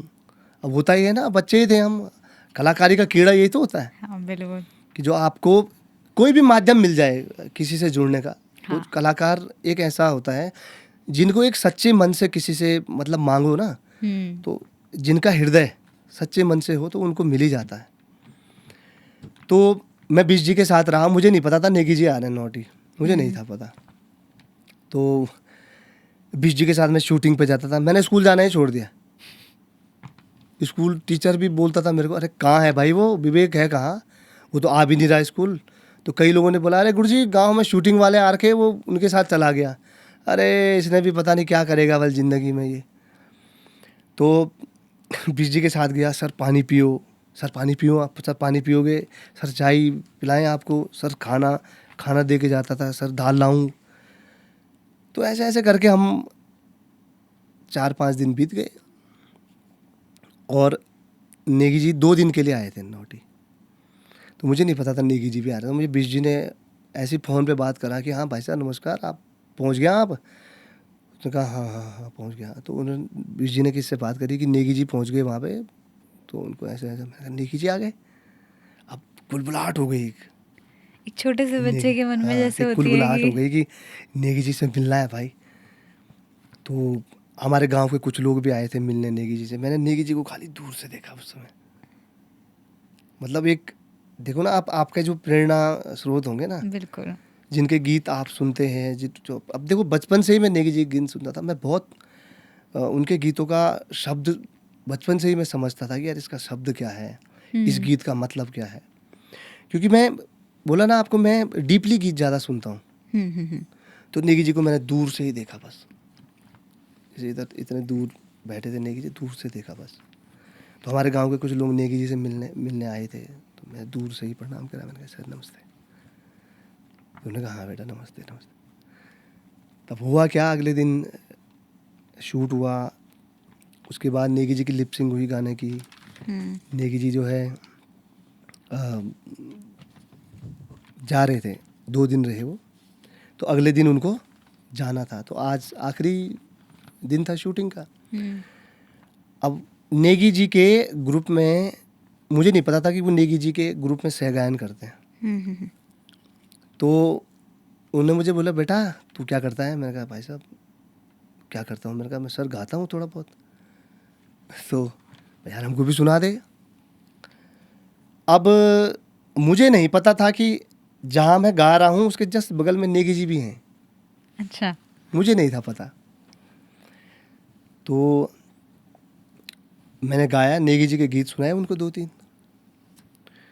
तो नेगी जी का फ़ोन गया होगा बिष्ट जी को, अनिल बिष्ट जी को फ़ोन गया होगा कि यार भाई ये कौन गा रहा है बगल पे, इसको ज़रा मेरे पास भेजो। तो बिष्ट जी शायद खाना खा रहे थे, तो वो नीचे से आए कि हाँ भाई मुझे पहले से लोग विवेक तो बोलते थे, लेकिन नेगी जी ने बाद में मेरे को नोटी बोलना शुरू कर दिया था। मेरे नोटियाल खास थे ना, तो शॉर्टकट में नेगी जी मुझे नोटी बोलते हैं कि विवेक जाओ बेटा आपको सर बुला रहे हैं, नेगी जी बुला रहे हैं। अब मैं डर गया भी। मैंने कहा कहीं मार ना पड़े, आज टाइम भी हो गया सोने का, मैं गाने गा रहा हूँ। नेगी जी की वाइफ भी साथ में थी। तो मैं जी अंदर गया, मैंने कहा सर आ जाऊँ? हाँ बेटा आजा। बैठाया नेगी जी ने मुझे कि तुम ही गा रहे थे? मैंने कहा जी। मैं बहुत अच्छा गा रहे थे, तुम हमें भी सुना दो। तो वहाँ पे नेगी जी को एक गीत सुनाया। नेगी जी की मिसेज ने भी बहुत तारीफ़ करी कि बहुत अच्छा गा रहा है भाई। नेगी जी ने कहा कोई और सुना दे। मैं 2-3 गीत सुनाए फिर नेगी जी को, उन्हीं के गाए हुए। हाँ उनके गाए हुए गीत। हमारे कहाँ थे उस समय, हम तो ऊपर था, हम इंसान क्या बोल रहे थे, गोमा नहीं बोलते, बोला नहीं मैंने ककड़ी चोन वाला की, कभी कखीर कभी कखी, कभी एक भटकन कभी उठ भटकन। तो लोगों के गीत ही गाते थे हम उस समय। तो नेगी जी ने कहा बेटा बहुत बढ़िया, बहुत सुंदर गाते हो तुम, खूब मेहनत करो, खूब नाम कमाओ। अब मैंने बोला कि काम तो कमाओ पर न्यू एक लगो कुछ एंट्री नेगी जी ग्रुप में मुश्किल लगता है मेरे को। अब दिल भी अजीब हो गया था कि यार एक ही मौका था, वो भी छूट भी गया। चल गए। अगले दिन शूट हुआ, आधे दिन का शूट था, निपटा शूट शाम को ठीक 3, 3:30, 4 बजे। नेगी जी हमारे गांव से जहीं जा रहे थे, मैं सबको नमस्कार करा। अब थोड़ा इतने दिन रहे लोग तो भावुक भी हो जाता है, कलाकार आदमी तो भावुक हो जाता है, तो भावुक भी था मैं। जैसे ही उनकी गाड़ी गई मैं पीछे चलने लगा, तो सडनली गाड़ी रुकी। नेगी जी की मिसेज ने मुझे बोला कि नोटी इधर आओ बेटा। बोला कि आप इतनी तारीख को क्या कर रहे हो? क्या करना, मैं काम नाम तो है नहीं, स्कूल ही जा रहा हूँ बस। नेगी जी का कार्यक्रम है, आप आओगे? मैंने कहा आओगे? मैं तुम बोलो तो सही, मैं पक्का आऊँगा साहब। एक बच्चे के लिए जैसे उसका सपना सब पूरा हो गया। तो उन्होंने मुझे डेट दी। और देखो किस्मत भी मेरी कितनी अच्छी कि गुरु भी, और पहला कार्यक्रम मेरा हुआ गंगोत्री में नेगी जी के साथ, माँ गंगा की पावन शरण में। हाँ, तो किस्मत बोलते हैं इसको। गुरु का मिलना एक बहुत नसीब वाले को होता है, गुरु को मिलना। बिल्कुल बिल्कुल। कई लोग रफ़ी जी को अपना आदर्श मानते हैं, कई लोग नुसरत साहब को अपना, मैं भी नुसरत साहब के गीत बहुत गाता था पहले। नुसरत साहब भी मेरे आइडल हैं, हिंदी में मैं बहुत गाता था। तो आदर्श मानना बहुत ज़रूरी है। आदर्श, आप अच्छे को आदर्श मानोगे तो आपका जो है भविष्य उज्जवल थोड़ा बहुत तो होगा, सही कुछ बात तो है। होगा। जब भाई उनका भविष्य उज्जवल है तो उनके कर कमलों पे चलोगे तो हमारा भी थोड़ा सा भविष्य तो उज्जवल हो ही जाएगा, लाइट तो आ ही जाएगी हम पे भी। तो बहुत किस्से हैं नेगी जी के साथ जुड़ने के। तो बहुत पहले मैं प्राइवेट संस्थाओं में जाता था, लोग ले जाते थे मेरे को, 50-50 रुपये देते थे। यहाँ से उत्तरकाशी, गंगोत्री, ऐसे ऐसे दूर दूर ले जाते थे। प्राइवेट वो नहीं होता, संस्था वाले इतनी दूर दूर ले जाते थे, पैसे खा देते थे वो, और हमारे हाथ के अंदर 100 रुपये 50 रुपये देते थे कि बेटा ऐसा इतना ही है, अगली बार देखेंगे। वो अगला कभी ही नहीं आता है। कलाकारों के लिए अगला मतलब कभी नहीं आना। तो वहीं से सीखा हमने कि अगला मतलब कभी नहीं आता है। अभी दे भाई, तू जो है अभी जो है अभी है, बिल्कुल जो देना है अभी दे। एक बार नेगी जी का कार्यक्रम था, हम संस्था में गए थे, जोशीमठ की बात है, हम संस्था में गए थे, नेगी जी का कार्यक्रम था, गांधी फील्ड, जोशीमठ गांधी फील्ड। हमारा कार्यक्रम हो गया, संस्था वाले की सुन रहा तो सुनो, नहीं सुन रहा मत सुनो। अब नेगी जी तो बहुत बड़ी चीज़ है ना, अरे भीड़ हो गई वहाँ भयंकर। हमारे टाइम पे मुश्किल से 50 लोग बैठे होंगे, और नेगी जी जब आए तो भीड़, इतना बड़ा फील्ड है वो, बहुत पहले की बात कर रहा हूँ मैं, गांधी फील्ड इतना बड़ा फील्ड है कि वो भर गया भाई पूरा। अब हम कलाकार थे, हम पीछे नेगी जी से मिलने जा रहे थे वहाँ पे। तो वहाँ पे अब नाम तो क्या लेना उनका, आदरणीय हमारे विक्रम रावत जी, नेगी जी के दल वही हैं, वो दल संयोजक हैं, तो पूरा दल वही संभालते हैं नेगी जी, चाहे सिंगर हो, चाहे म्यूजिशियन हो, चाहे डांस हो, चाहे कुछ भी हो, तो वही संभालते हैं। तो उस समय रावत जी बहुत मोटे थे, अब तो उन्होंने अपना वो कराया ना चेकअप, वो क्या बोलते हैं, सर्जरी वगैरह, तो बहुत अब फिट हो गए। तो पहले रावत जी बहुत मोटे थे, ऐसे चश्मा पहनते थे, बोलते थे सर नेगी जी से मिलना, ना ना कुछ नहीं, बाद में आना, चलो चलो चलो बाद में। बहुत बुरा लगता था। तो उसके बाद किस्सा हुआ था, फिर नेगी जी नौटी आए थे, फिर मैं उनसे मिला। फिर हाँ, बहुत चीज़ें हैं। अब तो फिर उसके बाद हुई मुलाकात रावत जी से? नेगी जी के ग्रुप में मैं जाने लगा, नेगी जी के साथ सह गायन करने लगा। फिर आपने बताया कि एक बार आपने भगाया था मुझे। वो कहाँ याद रहते हैं वो उनको तो, उन्होंने तो पता नहीं कितने लोगों को ऐसे भगाया होगा। सही बात है। क्योंकि उस समय कलाकार की प्राइवेसी होती है, इसलिए होती है कि अगर ये आग घुस जाएगा, इसके पीछे 20 लोग और घुस जाएंगे। बस मौका चाहिए वहाँ, मौका चाहिए वहाँ जाने का। वो बोलेंगे अरे यार सर आपने उनको जाने दिया, हमको क्यों नहीं जाने दे रहे। अब कलाकार तो कलाकार ही होता है ना। जब तक कार्यक्रम स्टार्ट नहीं होता है, नेगी जी से हम, जब हम भी रहते थे वहाँ पे, फिर हमें वहाँ जाके पता चला ना कि लोग क्यों नहीं मिलने देते हैं। भीड़ इकट्ठे हो जाती है, आदमी फ्रस्ट्रेट हो जाता है। कलाकारी गाने से पहले ही आदमी सर दर्द हो गया आदमी को, ले फोटो, ले उठ, ले बैठ, ले उठ, ले बैठ, फोटो, कोई पत्रकार आ रहा, कोई कुछ आ रहा। तो जब आधा कार्यक्रम हो जाता था तब हम बोलते थे कि हाँ ठीक है आप जा लो फोटो खिंचवाने।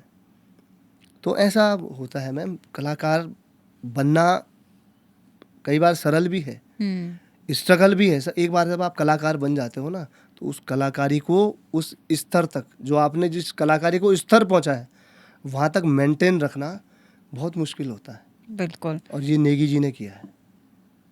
नेगी जी ने जहाँ से शुरू करा ना, शब्द, कंपोजिशन, उनकी लेखनी, आज तक भी वही चल रहा है। आप देखो ना, आजकल नए बच्चे हैं, हम हैं, हमारे साथ अभी भी नेगी जी गा रहे हैं, बताओ। बिल्कुल। और क्या गीत होते हैं नेगी जी के, और हम तो उन्हीं के कर कमलों पे, उनके आदर्श पे चल रहे हैं। तो जब चल रहे हैं तो लोग पसंद कर रहे हैं। हाँ बिल्कुल, उनको तो सभी सराहते हैं। तो जैसे अभी आपने मेरे को बीच में अभी बता रहे थे, आपकी संस्थाओं वाले पैसा देने में थोड़ा वो करते हैं। तो जैसे संस्कृति विभाग के बारे में मैं बात करना चाहूँगी कि कई कलाकार परेशान हैं कि वहाँ से पेमेंट नहीं आ रही है, सालों सालों तक हमें कुछ रेम्यूनरेशन नहीं मिल रहा। जुड़ गए हैं, रजिस्ट्रेशन हो गया है, आपको ग्रेड मिल गया है, उसके बाद भी दिक्कतें आ रही हैं। तो आपने कभी ऐसी दिक्कतों का सामना किया? देखिए मैं आपको ये बोलता हूँ, कलाकारी ठीक है, संस्कृति विभाग भी ठीक है। एक बात कह रहा हूँ मैं आपको, आप ये देखिए कि वहाँ इतने कलाकार रजिस्टर्ड हैं, इतने कलाकार रजिस्टर्ड हैं। और दूसरी बात मैं ये बोलना चाहूँगा कि रजिस्टर्ड होना बड़ी बात नहीं है, आपको उनको मंच भी देना पड़ेगा। जब तक कलाकार को मंच नहीं मिलेगा, भाई कलाकार को जब तक मंच नहीं बोला तो आपने उन्हें रजिस्टर्ड क्यों करा भाई? ना आप उन्हें साल भर में कार्यक्रम दे रहे हो। और संस्कृति विभाग में एक सबसे बड़ी विडंबना है जीएसटी, कलाकारों पे जीएसटी। अच्छा, 30,000 का आपका बिल है, उस पे भी आपको जीएसटी देनी पड़ेगी। भाई जीएसटी आदमी तब देगा ना जब लाखों का बिल होगा। बिल्कुल। 30,000 पे कोई जीएसटी लगता है? आप ये देखो ना, 30,000 पे जीएसटी। और कलाकार, पता है आपको, कलाकार एक, मैं ये नहीं कहता कि हर कलाकार एक जैसा होता है। कलाकार गरीब भी है, वो जब गरीब है तो तभी वो अपनी जो कलाकारी है वो भातखंडे में या संस्कृति विभाग में उसने अपना ऑडिशन दिया, तब जाके पास हुआ ना वो। तो विडंबना देखो हमारे यहाँ की, 30,000 बिल, कुल मिला के 30,000 बिल, उसमें से जीएसटी। कलाकार का जीएसटी से क्या लेना देना भाई? अच्छा, पेमेंट भी जो है, जब मेरा पता है कई कार्यक्रम पिछले साल, कई कार्यक्रम दिसंबर में हो गए, हम्म।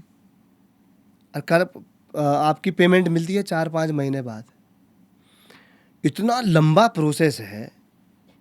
आप फोटो लाओ, जहाँ कार्यक्रम करा उसका पत्र लाओ लिखवा के, हैं, उसके बाद जो है वहाँ तुमने सब कुछ जमा कर दिया, अपना जो डॉक्यूमेंट है सब जमा कर दिए। उसके बाद भी ये निदेशक के साइन, डीजी के साइन, फॉर्मेलिटीज हाँ। बहुत ज्यादा कर देते हैं। अरे मैम, मैं कह रहा हूँ इतनी फॉर्मेलिटी जो है कहीं नहीं है जितनी संस्कृति विभाग में है। मतलब कलाकार है यार, वो कोई ये वो पाकिस्तान से आया हुआ वो विस्फोटक बम थोड़ी है वो, बिल्कुल। जो इतनी मतलब उसकी तहकीकात कर रहे हैं यार। तुम आप खुद ही देखो ना यार, कलाकार अपने ही पैसों के लिए तरस रहा है वहाँ पे। आपको पता है पैसे इतने देर में मिलते हैं, और जो कलाकार आप, जो म्यूजिशियन आप ले जाते हो ना, उनको पहले पैसे देने पड़ते हैं। बिल्कुल। कहाँ से लाएगा वो कलाकार भाई? विडंबना है हमारे इस उत्तराखंड की। और उसके बाद भी आप जीएसटी काट दे रहे हैं। जीएसटी से तो रोना है। अब आप ये देखो ना, जीएसटी के चक्कर में आपको सीए को भी पैसे देने पड़ते हैं। सीए जो है हर महीने 500 रुपये लेता है आपका जीएसटी मेंटेन करने का। साल भर के लगाओ आप, 12 गुणा के 5 कर दो, कहाँ चोट जा रही है? उतना तो मिल नहीं रहा जितना जीएसटी। वही मैं कह रहा हूँ ना, जीएसटी का हम कलाकारों से क्या लेना देना भाई? जीएसटी का, जीएसटी उनको तो तुम दे नहीं रहे जो करोड़ों के धंधे कर रहे, वहां से तुम्हारा कमीशन आ रहा होगा। तो ये बड़ी समस्या है यहाँ पे। कलाकारों पे जीएसटी का मतलब क्या है भाई? हमने कई बार विरोध करा इसका। कलाकार गरीब आदमी, वो जीएसटी दे रहा, बताओ 500 रुपये वो अलग सीए को दे रहा है। कई बार मैंने इन लोगों से चर्चा भी करी, भाई संस्कृति विभाग हमारे उत्तराखंड का है, तो उत्तराखंड के कलाकारी को प्रमोट करो ना, बाहर से क्यों बुला रहे हो तुम कलाकार?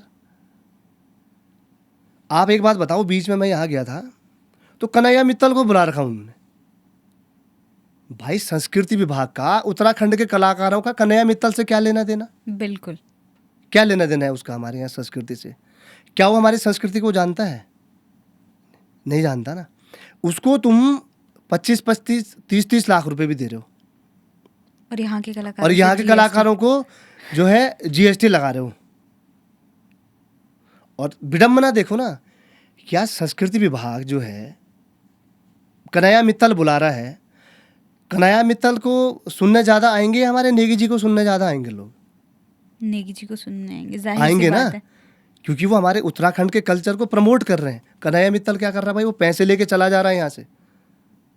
हमें पूछो ना, पैसे लेके वो गया, उसने यहाँ के फंड करा, इकट्ठा करा, निकल गया वो 25 लाख 30 लाख। और नेगी जी बोलेंगे कि मैं भाई पूरी टीम का 2 लाख 2.5 लाख लेता हूँ, बोलेंगे अरे नेगी जी बहुत ज़्यादा हो रहा, थोड़ा कम कर दो। जो तुम्हारा संस्कृति प्रमोट करे, जो तुम्हारे कल्चर को आगे बढ़ाए, उसका पैसा ज़्यादा। और जो खाली यहाँ डिंग चक होए होए जय माता दी, बस 2-4 भजन गाए उसने, और 2-4 भजन गा के, वो भी ट्रैक पे गाते हैं वो। हम कलाकार हैं, हमें पता है कौन कैसे गाता है। तो वो ट्रैक पे गाया उन्होंने, डिक चिक 2-4 भजन गाए जय माता दी, और उसके बाद 2-4 हनुमान जी के भजन गाए, 2-4 भजन गाए, और 25-30 लाख रुपए ले गए भाई। और नेगी जी जो है अपनी संस्कृति के गीत सुनाएंगे, उनको 2.5 लाख 3 लाख देने में भी हम ये कहते हैं नेगी जी की इतनी हैसियत नहीं है क्या कि आप नेगी जी को 10 लाख रुपए दे सके संस्कृति विभाग से? वो कन्हैया मित्तल से क्या लेन देना? अच्छा दूसरी बात, कन्हैया मित्तल कहाँ का है? क्या कन्हैया मित्तल के गांव वालों ने, क्या हिंदी इंडस्ट्री वालों ने, क्या उनके क्षेत्र वालों ने कभी यहाँ का गढ़वाल का कोई कलाकार बुलाया अपने क्षेत्र में? कोई नहीं बुलाता है। हमारे उत्तराखंड के लोग ज़्यादा दिखावा करते हैं, दिखावा करते हैं ये लोग कि हमने फलाना मित्तल बुलाया जी, हमने ये बुलाया, हमने वो बुलाया। अरे भैया, उत्तराखंड जो है उत्तराखंडियों के लिए बना है, बाहर के लोगों के लिए नहीं है ये। वो 25 लाख रुपये आप अगर किसी उत्तराखंड के कलाकारों में बांटते तो खराब था क्या? वहाँ कन्हैया मित्तल ले गया उसको पैसा, और गीत भी वो सुना रहा है जो हम सुन चुके हैं। नरेंद्र चंचल जी के गीत थे वो, तूने मुझे बुलाया शेरा वालिए। और आप उनके गाने सुनिए ना, कई गाने हैं उनके जो हिंदी इंडस्ट्री के गाने हैं, उन पे उन्होंने भजन बना रखे। हम ये कहते हैं उत्तराखंड संस्कृति विभाग है तो उत्तराखंड का है, उत्तराखंड के कलाकारों को प्रमोट करो ना कि बाहर के लोगों को। बिल्कुल। पैसा उत्तराखंड के कलाकारों पे खर्च करो ना। कई बार तो हमने ये भी सुना है कि बजट वापस चला गया बल। यहाँ तो ये भी विडंबना है। अब हम ज़्यादा खुल के बोलेंगे तो बहुत दिक्कत हो जाएगी। समस्या ये भी है ना। जी, कुछ चीज़ें फिर नहीं, हम तो कह रहे हैं हर कलाकार को चर्चा करनी चाहिए इस पे। हाँ, भाई कलाकार मर रहा है भाई, कलाकारों की स्थिति देखो ना आप। यहाँ पे कलाकारों को बहुत फूट फूट के कदम रखने पड़ते हैं। यहाँ उत्तराखंड में क्या है मैम, देखिए मैं आपको सच्चाई बता रहा हूँ। एक ने फलाने ने बोला कि मैं तो भाई साहब 60 लाख रुपए लेता हूँ।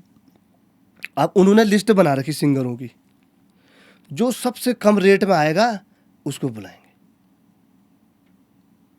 अब कम रेट में कौन जाएगा वहाँ पे, जो 2-4 गाने गाए होंगे जिसने। यार अगर कोई नाम वाला आदमी है भाई, वो कम पैसों में तो जाएगा नहीं। बिल्कुल। अब इन्होंने लिस्ट बना रखी कि उसको फ़ोन करो, उससे पूछो कितना ले रहा है। तब उसको बोलेंगे यार भाई साहब आप वो फलाना आदमी तो इतना बोल रहा है, इतना कम, यार आप इतनी ज़्यादा बोल रहे हो। अरे भाई जब तुझे पता है फलाना आदमी कम बोल रहा है तो उसी को बुलाना, क्यों फ़ोन कर रहा भाई। मैनिपुलेट करने के लिए। तो यहाँ ये दिक्कत है। और आजकल पता है आजकल हमारी संस्कृति में भी ऐसे ऐसे लोग हैं कि कलाकार बुलाने का जिम्मा उठा रखा। अरे भाई साहब मैं बुलाऊंगा यार उसको, मैं बुलाऊंगा उसको। अरे मेरा बहुत लोग मित्र है वो। मैंने भी सुने हैं ऐसे कई लोग, अरे उसको वो तो मैं बुला लूंगा। मैं बुलाता हूँ भाई साहब, अरे मित्र है मेरा यार। हाँ। मैं बुलाता हूँ। अरे यार तो बहुत पेमेंट लेता है। अरे मैं बोल रहा ना यार, कितनी बोल रहा हूँ, 60,000। अरे मैं लाऊंगा उसको 30-35 हज़ार में। ऐसे हैं यहाँ। अरे भाई कलाकार आदमी किस तरीके से तो अपना स्ट्रगल करता है, किस तरीके से वो अपना नाम कमाता है, और तुम वहाँ बीच में जो है उसके पैसे भी खा रहे हो।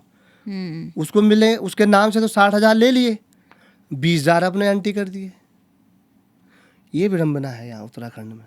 और मैं ये कहता हूँ, इस ब्रॉडकास्ट के माध्यम से भी मैं कहना चाह रहा हूँ, यार आपको जिस सिंगर को बुलाना है डायरेक्ट उससे बात करो ना। अब हो सकता है क्या पता उनको भी खाना हो, इसलिए उन्होंने बोला कि भाई तू ही देख।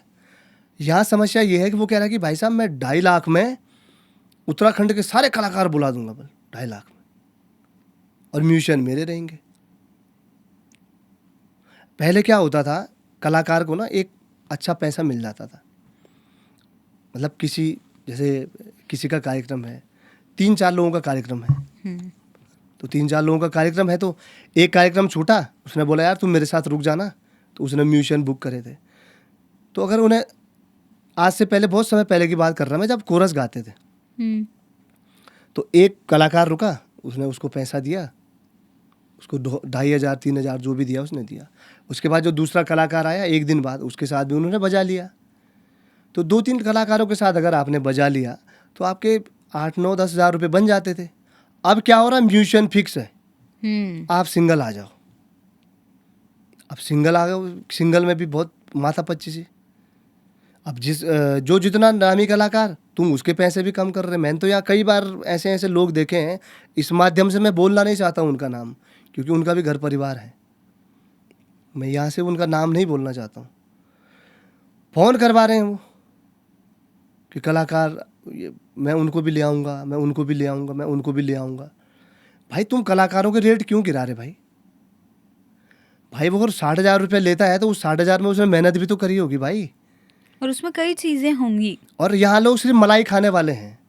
उसके नाम से 60,000 लिए और उसको बोला यार भाई साहब, उससे बात करी, यार भाई साहब 60 नहीं 40 दे दूंगा आपको, आ जाओ। अब कलाकार खाली बैठा हुआ है, क्या करेगा? जाना पड़ेगा भाई, नहीं जाएगा तो पब्लिक भूल जाएगी उसको। तो अब 20,000 उसने एक से कमाए, मेहनत करे कलाकार, रात भर वो गला फाड़े, और ये 20,000 ये यहाँ से कमाए, 20,000 वो वहाँ से कमाए, और वो अपना बढ़िया चल रहा, वो हमसे बढ़िया तो वो कमा रहा। और 5 कलाकार बुला दिए, माना बात, एक कलाकार में से उसने अगर 20 ही कमाए तो 5 का मतलब कितना हुआ? 1 बिल्कुल तो समझ उसको क्या मेहनत करनी पड़ी भाई? कुछ मेहनत नहीं करनी पड़ी ना उसको। तो मैं कहता हूँ आयोजक डायरेक्ट क्यों फ़ोन नहीं करता है? बीच में ऐसे लोग बैठाए हुए हैं। छोड़ो जो भी है। तो सर मैं अब आपसे एक सवाल पूछना चाहूँगी और मैं ये लगभग हर आर्टिस्ट से पूछती हूँ कि उत्तराखंड फिल्म इंडस्ट्री और म्यूज़िक इंडस्ट्री में ऐसी क्या चीज़ें हैं जो आपको लगती हैं कि चेंज होनी चाहिए और क्या चीज़ें ऐसी हैं जो आप नई ऐड करना चाहते हैं? देखिए मैम, चेंज तो बहुत कुछ होना है और चेंज बहुत कुछ हो गया। जी। क्योंकि अभी है क्या समस्या, हमारे उत्तराखंड में लोगों ने ट्रेंड बदल दिया। क्योंकि देखिए हमने कोशिश करी है, आप सब कुछ करिए लेकिन गीतों से लोक को गायब मत करिए। मैंने आपको बोला ना, लोग आजकल चलने के लिए किसी भी हद तक चले जा रहे हैं, कोई भी गीत बना दे रहे हैं। कोई भी गीत बनाते रहे, मतलब चलना है किसी भी हाल में। चाहे आप उनको कमेंट्स के माध्यम से लिख के डालें। हाँ। कई लोग तो गालियां खा रहे हैं कि कैसा गीत है क्या है, अब फिर भी चल रहा वही है। और कोई डिफेम हो रहे हैं तो उसके बेस पे भी चल रहे हैं वो।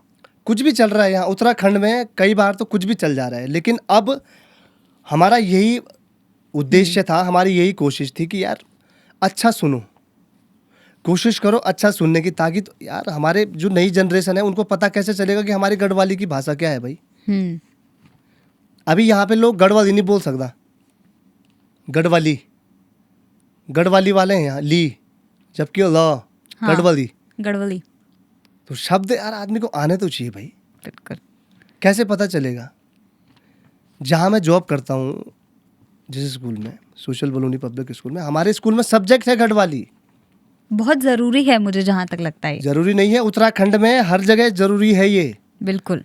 चाहे आप सरकारी लो, चाहे आप देहरादून में आप स्कूल चला रहे हो ना, तो आपको गढ़वाली बोलनी पड़ेगी, बच्चों को सिखाना पड़ेगा। अरे आने वाली जनरेशन का खाली नाम ही रह जाएगा गढ़वाली था ये, मैं गढ़वाली इनके हूँ, पूर्वज गढ़वाली थे। वही बोलेंगे वो। हाँ। कि मेरा बाप दादा छा गढ़वाली, अब यूँ तो गढ़वाली रहेगी पर ये तो बोनियान, हाँ। तो क्या फायदा उसका? बींगतार बचाता वो नहीं हूँ, नेगी बस जी वाली बींग बात जाता है ना, हूँ। नेगी जी वाली बात है। हाँ। तो नेगी जी ने तो सच्चाई लिखी है ना भाई, बिल्कुल। नेगी जी ने हमेशा सच्चाई लिखी। नेगी जी के गानों से तो यार राजनीतियाँ पलट गई। तो ये तो गाना तो कौन सी बात है, नेगी जी ने राजनीति सत्ता पलट दी यहाँ पे। बिल्कुल। जी। तो सर ये आप चेंज करना चाहेंगे। अब हम चलते हैं, बातचीत हमारी काफ़ी अच्छी हुई है और बहुत सारी चीज़ें ऐसी हैं जो ऑडियंस को आज हमारे माध्यम से पता लगी होंगी। तो आपका जो एक गीत आजकल बहुत ही ज़्यादा ट्रेंड पे है, रूप को मंतर, मैंने भी सुना, मुझे भी वो काफ़ी पसंद आया। धन्यवाद। तो मैं चाहूँगी कि ऑडियंस जिन्होंने ये गाना नहीं सुना, सर उनको आप बता दीजिए कौन से चैनल पे है, उसके बारे में थोड़ा बता दीजिए। जी, रूप कुमंतर से पहले आजकल रमझम चला था। बिल्कुल। रमझम भी लोगों ने बहुत पसंद करा और उसके बाद रूप कुमंतर निकाला, फिर अभी मैंने ये कुजानी निकाला, फिर कल एक गीत और रिलीज़ हो रहा है, वो पैजबी नाम से है। बिल्कुल। तो देखिए एक्सक्लूसिव खबर आपको मिली है हमारे पैजबी। माध्यम से कि पैजबी गाना भी रिलीज़ होने वाला है। तो सर उनके बारे में बता दीजिए और बता दीजिए वो कौन से चैनल पे आने वाले हैं। ये जिस गाने से मुझे अभी यूका अवार्ड मिला था, तो उस गाने के आधार पे ही जिस चैनल पे एक गीत आया था, मतलब चांदनी इंटरप्राइजेस, जी। आदरणीय टोलिया जी का ये चैनल है। और टोलिया जी कलाकारों के प्रति बहुत पॉजिटिव रहते हैं, बिल्कुल। बहुत मतलब कलाकारों को आगे बढ़ाने के लिए बहुत मेहनत करते हैं टोलिया सर। तो उन्हीं के चैनल पे मेरा एक गीत आ रहा है। बिल्कुल, सारे जो डिस्क्रिप्शन में मैं आपको सभी के लिंक दे दूंगी। जरूर, और पैजबी, सुनिए। जब तक ये पॉडकास्ट रिलीज होगा तब तक पैजबी सॉन्ग आप सभी के बीच आ गया होगा, तो उसका लिंक भी आपको डिस्क्रिप्शन में मिल जाएगा। मिलेगा। ठीक सर जैसे कि जो रूप को मंतर सॉन्ग था, अगर उसकी 2 लाइनें हमारे लिए, हमारी ऑडियंस के लिए हो जाएं तो। पहले तो ऑडियंस का धन्यवाद, हमारे गीत आप सुन रहे हैं, पसंद कर रहे हैं, हमारे शब्दों को आप पसंद कर रहे हैं, बहुत बहुत धन्यवाद। और ये गीत जो है प्रियंका मेहर के यूट्यूब चैनल पे है, आप जाके सुनिए, पब्लिक सुन रही है, आप लोग बहुत अच्छा रिस्पॉन्स दे रहे हैं गीत को। दो शब्द उस गीत के सुनाता हूँ। रूप को मंतर मारी गे चोरी, तीन में पर पहली रे बांध, तीन में पर पहली। आँखों आँखों में बोले बनाई, तीन में सणी पहली रे बांध, तीन में सणी पहली। रूप को जादू मैं ते सिद्धू साधु, रूप को जादू मैं ते सिद्धू साधु, डाबादी बनाई त्वेन रे बांध बोले बनाई पहली। रूप को मंतर मारी गे चोरी, तीन में पर पहली रे बांध, तीन में पर पहली। बहुत ही खूबसूरत ये गीत और बहुत ही खूबसूरत तरीके से जी, आपने जब गाया। मैंने रमझम लिखा था तो रमझम बहुत पहले लिख दिया था मैंने, उसी के साथ साथ मैंने रूप को मंतर भी लिखा था। तो प्रियंका को दोनों गीत पसंद आ गए, तो उन्होंने कहा सर हम दोनों साथ में करते हैं। मैंने कहा ठीक है, मैंने कहा अच्छी बात है। और गाने एक्चुअली मैं कोशिश करता हूँ कि शब्द, जैसे मैंने वो गाया था ना, रम जम मेरी शादी बरूणा रम जम बैजो लकौती रम जमा, तो आप उसके कमेंट सेक्शन में जाइए, किसी ने भी उल्टा कमेंट्स नहीं करा होगा। मैं शब्दों पे बहुत ध्यान देता हूँ, इसीलिए मैं अब कहता हूँ, मैं कोशिश करता हूँ नेगी जी के पद चिन्हों पे चलने की। कम से कम आप डांस भी करवा रहे हो पब्लिक को, तो एक ऐसा बीट लाओ कि जो हमारे फोक से रिलेटिव हो ना। हाँ, वो ढुक्का ढुक्का ढुक्का ढुक्का, ये कोई हमारा फोक थोड़ी है। बिल्कुल। अब इसको आप ढोल में गाओ, धिंगता धिंगता धिंगता धिंता रम जम मेरी शादी बरूणा रम जम बैजो लगौती, इसको आप ढोल के साथ भी गा सकते हो। बिल्कुल। और मैंने कई बार देखा है औजी गाते भी हैं, गाते जैसे हैं, हाँ, कई गीत होते हैं जैसे। हाँ, कई गीत तो होते हैं। मैं ये कहता हूँ पब्लिक को कि अब जब पब्लिक को चाहिए ही ये था, हमने थोड़ा सा वेस्टर्न करके फोक डाल दिया। कम से कम फोक सुन तो रहे हैं वो। हाँ, बड़ी बात यह है पब्लिक फोक सुन रही है। मुझे कई बच्चे बोलते हैं, यंग बच्चे, मतलब अभी 12-13 साल के बच्चे, कहते हैं सर हम आपके गाने बहुत सुनते हैं, हमें बहुत अच्छे लगते हैं। तो हमें यही खुशी है कि यूथ हमारे गाने सुन रहा है, शब्दों को सुन रहा है, बहुत बड़ी बात है। तो सर ये तो बातचीत रही हमारी आपके साथ की आपके करियर के बारे में और बहुत सारी चीज़ें। अब मैं आपको थोड़ा गेम की तरफ लेकर जाती हूँ। तो हमारे कुछ गेम्स होते हैं, जैसे पहला गेम होता है रैपिड फायर, जिसमें आपको 5 सेकंड में जवाब देना है जी। और तो शुरू करते हैं हम उस राउंड को। तो सबसे पहले मैं जानना चाहूँगी कि अगर 3 शब्द जो विवेक नौटियाल को डिस्क्राइब करें। मेरे गीतों को सुनो। बिल्कुल। शब्द मैं जानना चाहूँगी, जैसे कि ईमानदार हो गया या मेहनती, ऐसे कुछ शब्द। हम मेहनती तो हैं ही, और ईमानदार वो पब्लिक बताएगी, ईमानदार भी हैं ही, और ज़्यादा कोशिश हम करते हैं कि अपने गानों पे ज़्यादा मेहनत करें। मेहनती मेरे लिए बहुत अच्छा है। ठीक है सर। 3 अपने टॉप गाने जो आप रैंक करना चाहोगे, फर्स्ट, सेकंड, थर्ड। सबसे पहले मुझे जो सबसे प्यारा गीत लगता है अपना, वो है उड़ी जा चकुली, और उसके बाद दियो लागी, फिर एक गीत आया था मेरा पीपल कोटी, छोटू बुला को ब्यो, और उसके बाद ये गीत रमझम। बिल्कुल। अगर जैसे कभी होता है ना कि आपको कोई गाना रिक्रिएट करने का मन करे, अपना ही कोई गाना जिसमें आपको लगा हो कि नहीं उतना अच्छा नहीं हो पाया, लेकिन अब अगर रिक्रिएट करूँगा तो और अच्छा करूँगा, तो वो कौन सा गीत होगा? ऐसा तो मुझे अभी तक कुछ लगा नहीं, क्योंकि हम गानों को ढंग से सुन के ही मार्केट में आउट करते हैं, और मुझे नहीं लगता कि शायद मेरा कोई ऐसा गाना हो जिसको मैं रिक्रिएट करना चाहूँ। जी।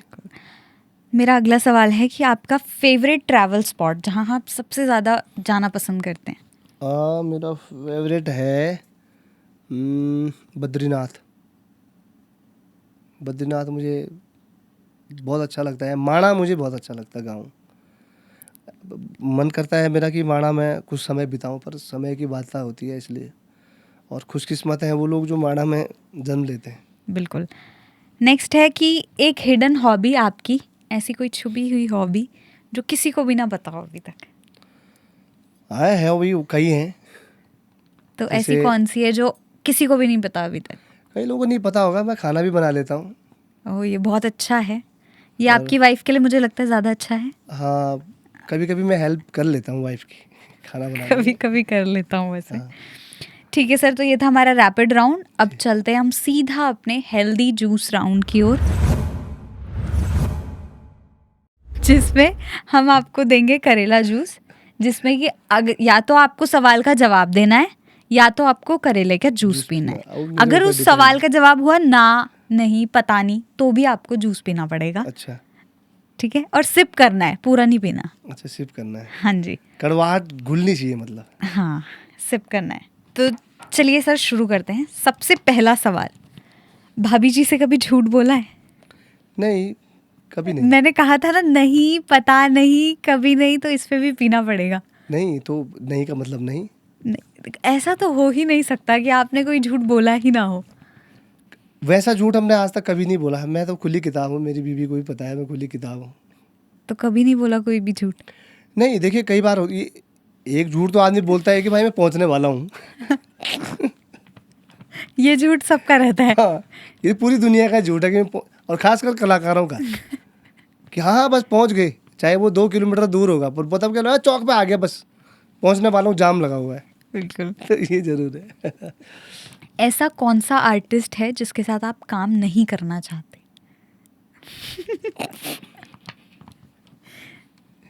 ये क्वेश्चन तो ना ही पूछो तो ज़्यादा बढ़िया है। आपको जूस पीना पड़ेगा फिर। पी लेता हूँ, मैं जूस पी सकता हूँ पर आंसर नहीं दे सकता। कड़ा है ये? अरे बाप रे, इतना कड़वा। आपका कोलैबोरेशन ड्रीम?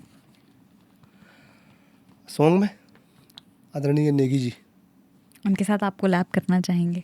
मेरी बहुत पहले से ही एक दिल में एक जिज्ञासा थी कि नेगी जी के साथ कोई मेरा एक गीत आ जाए। तो अभी वो जिज्ञासा पूरी हुई नहीं, क्या पता आगे हो जाए। बिल्कुल, हम उम्मीद करते हैं कि आगे वो पूरी हो जाएगी। जी। एक विश जो आपकी पूरी नहीं हुई अभी तक? उत्तराखंड के लोगों को अच्छे गीत देना और उनको सुधारना। ये बहुत ही अच्छी विश मैं मानती हूँ, और ये पॉडकास्ट जितने लोग देख रहे हैं जो शायद कर सकते हैं ये चीज़ें, तो उनके लिए एक बहुत अच्छा मैसेज है कि प्लीज़ काम कीजिए इन चीज़ों पे, और आपसे तो हम उम्मीद करते ही हैं कि आप करेंगे ये चीज़ें। पब्लिक साथ देगी तो क्यों नहीं होगा, हर चीज़ पॉसिबल है। बिल्कुल। अब अगर जैसे होता है ना कि एक यहाँ पे जाके आपको शो करना है, तो ऐसी कौन सी जगह होगी जहाँ पे आपका मन है कि मुझे वहाँ पे जाके शो करना है अपना? उत्तराखंड में तो मैं लगभग सभी जगह शो कर दिए, अभी तक ऐसा तो कुछ हुआ नहीं, लेकिन वो जगह बहुत अच्छी लगती है, जैसे गंगोत्री। वहाँ पे आपको वहाँ पे है मैं एक बार मैं चाहता हूँ कि नेगी जी के साथ गया था, एक बार मैं भी वहाँ पे भजन संध्या या कुछ आरती या कुछ भी गा के आ जाऊँ, मुझे वहाँ पे जाना है, एक शो करना है। बिल्कुल। ऐसा कोई सिंगर जो आपको ना पसंद हो? जबरदस्ती रखे हैं ये गाने, ये सॉरी, ये आप लोगों ने जबरदस्ती लिखा है ये कि ऐसा कोई सिंगर जो ना पसंद हो। हाँ। देखिए, पसंद ना पसंद वो हमारे ऊपर नहीं होता है। मैं जूस पी लेता हूँ, सॉरी नाम नहीं ले सकता। ठीक है। धन्यवाद भाई, आपने कड़वा पिलाया आज। ए बाप रे। तो सर ये राउंड यहीं समाप्त होता है। तो सर हम अपने सभी आर्टिस्ट को बाबा केदार भेंट में देते हैं अपनी तरफ से एक टोकन ऑफ बहुत एप्रिसिएशन। बहुत धन्यवाद। तो वो आपके लिए भी है।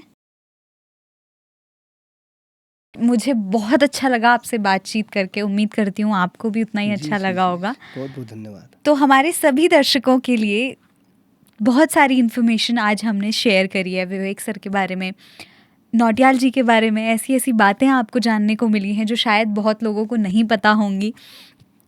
इस पॉडकास्ट में फ़िलहाल इतना ही, और अभी तो आपको पता है क्या करना है। हाँ, ऐसी ही प्यारी प्यारी बातचीतों के लिए, ऐसे ही प्यारे प्यारे आर्टिस्ट से बातचीतों के लिए प्लूनिक्स पॉडकास्ट को सब्सक्राइब करना है, लाइक करना है और ज़्यादा से ज़्यादा शेयर करना है। तो अभी फ़िलहाल इस पॉडकास्ट में इतना ही। मैं मिलती हूँ आपसे अगले पॉडकास्ट में अगले नए गेस्ट के साथ। तब तक के लिए धन्यवाद। जय देवभूमि, जय उत्तराखंड।